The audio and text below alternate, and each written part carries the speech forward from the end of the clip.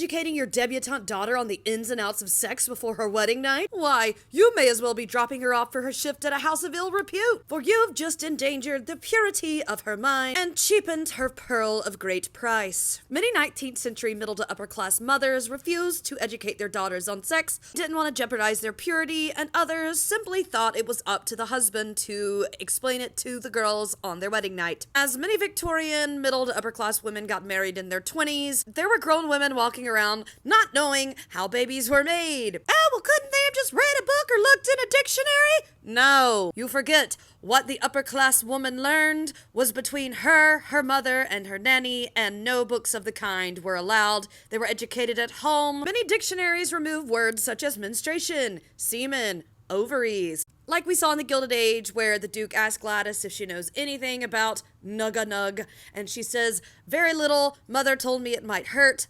Well, that was about typical. The Duke would have more than likely have experienced amorous congress firsthand at a house of ill repute before, therefore expected to depart his knowledge onto his wife. A surprisingly progressive Victorian manual read, parents seem to think that ignorance is equivalent to innocence and the only safeguard to virtue. Sexual manuals that were around were intended for male children and often kept under lock and key. And many of these manuals weren't that helpful anyway. They were euphemistic, vague, and as an article from Nines.org wrote, offered little help to a reader with no starting knowledge. How, for example, should a woman interpret a friend's written advice about a wedding night diaper? Presumably to protect the bed linens from blood, if the reader is not aware of how her marriage will be physically consummated. One literary critic of the time wrote, "Society does all that lies in us to keep them chaste, to develop and refine their sense of shame, while we leave them to imagine what they like about nuptial connection."